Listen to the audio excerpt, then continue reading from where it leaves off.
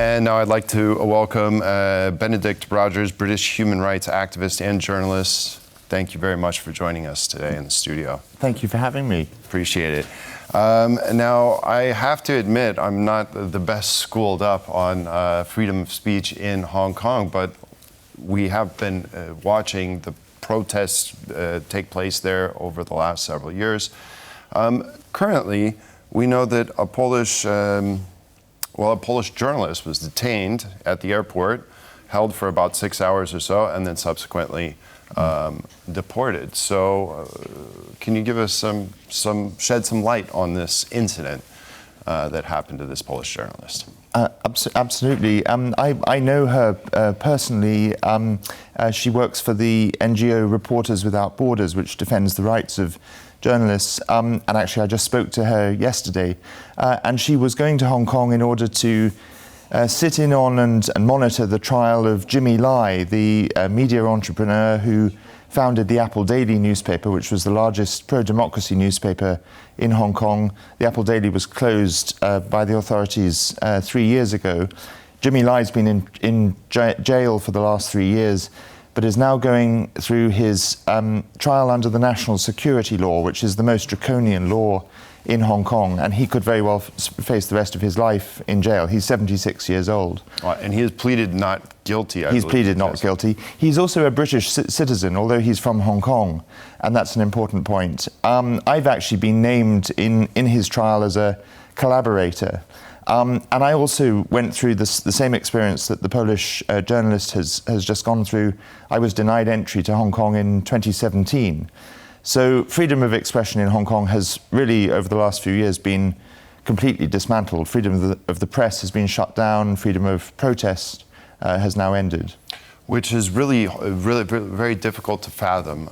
Somewhere that seemed to be very free and open just a few years ago is being clamped down on by the Chinese authorities. So you're unable to go back to Hong Kong.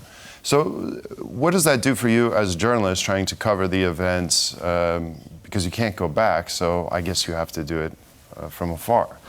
That's right. I mean, there are two things that make working on Hong Kong now extremely difficult. Firstly, I can't go back, but secondly, it's extremely dangerous because of the new security laws for me to even talk to people in Hong Kong. On top of that, many of my friends and contacts in Hong Kong are in prison. So I'm reliant basically on talking to exiled Hong Kongers outside Hong Kong, some of whom can have more discreet contact with people in Hong Kong. But if I contact people there, it puts them in danger. And what are the specific accusations leveled against you for reporting? Well, so I founded an NGO called Hong Kong Watch a few years ago, and the Chinese government completely falsely claims that Hong Kong Watch is anti-China, that we're trying to destabilize Hong Kong, that we're a sort of dangerous foreign political force, which is complete nonsense. I mean, all we're doing is monitoring the human rights situation, reporting on it, advocating to governments, and most of all, advocating to Beijing to uphold the promises that it made to Hong Kong when Hong Kong was handed over. And as you say, Hong Kong was one of the freest and most open cities in Asia. And China itself, when Hong Kong was handed over in 1997, I lived there for the first 5 years after the handover, and at that time China upheld Hong Kong's freedoms. So the crackdown has been in the last 5-10 years, and it's a violation of China's international obligations. It's absolutely fascinating. Now, the other reporters that are reporting on China in general, from outside, from beyond China's borders, do you think that they're regularly monitored? That China has a very big operation to monitor who says what about China? Oh, it definitely does. I mean, I myself, I get daily trolls on Twitter. Anytime I say anything about China, it provokes a barrage of fairly abusive comment, which I've just got used to now. But I've also received dozens of anonymous threatening letters sent in the mail to my home address. Some of those letters went to my neighbours in the street where I live in London, and my mother also received letters telling her to tell her son to shut up. And I'm not the only one who's experienced that. So definitely they monitor very closely what anyone is saying, whether it's journalists, activists, politicians, and they do what they can to threaten and intimidate their critics. And it's important not to allow that to work. Right, for sure. Now, if you're in Taiwan looking at this situation, how do the Taiwanese react to what they're seeing in Hong Kong? Is this just proof that they can absolutely in no way integrate with the Chinese government? Absolutely. The one country, two systems model, as it was termed by Deng Xiaoping, was designed for Hong Kong, but it was designed ultimately with Taiwan in mind. I think his hope was that if one country, two systems worked in Hong Kong and they could show to Taiwan that it's possible to be part of China but have your freedoms and have your autonomy, then maybe Taiwan would be attracted to unifying with mainland China. But Taiwan has seen what Beijing's promises mean. Beijing doesn't keep its promises, and they've seen it dismantled in Hong Kong, and they don't want that. And ultimately what it means is that a much more dangerous period, because if Xi Jinping is to fulfill his ambition of unifying Taiwan with mainland China, ultimately the only way he can do it is by force. Is by force. Now, for organizations such as Reporters Without Borders, dealing with such a situation as this, is there any hope that they can prevail in enhancing freedom of speech, freedom of press in Hong Kong? I mean, we see it's being taken over, and that goal can't be furthered in the rest of mainland China. Mm.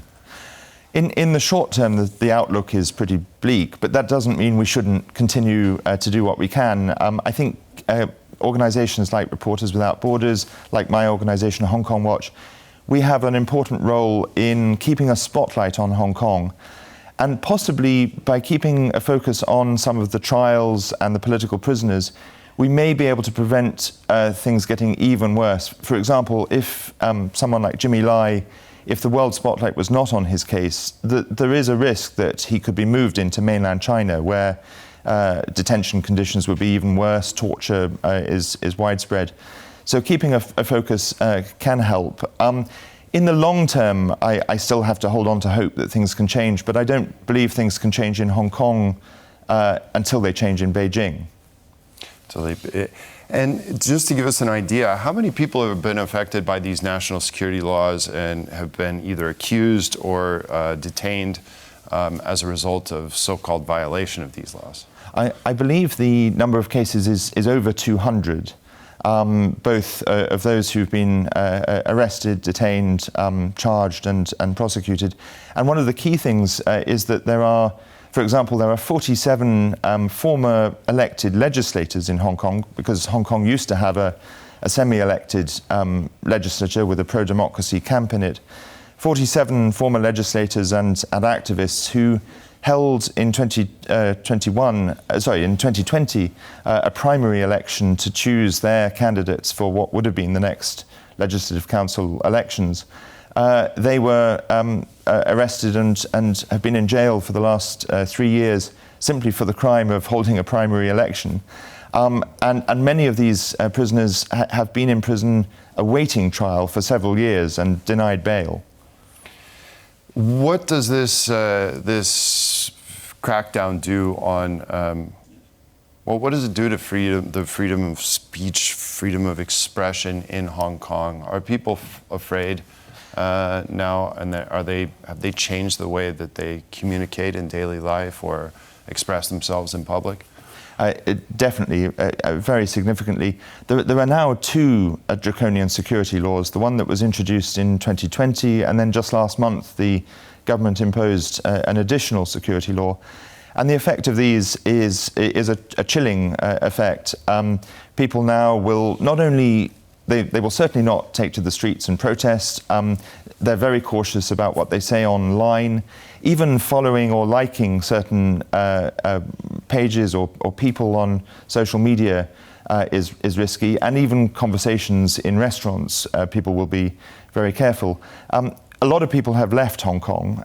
Something like 170,000 people have come to the UK under a scheme that the British government introduced.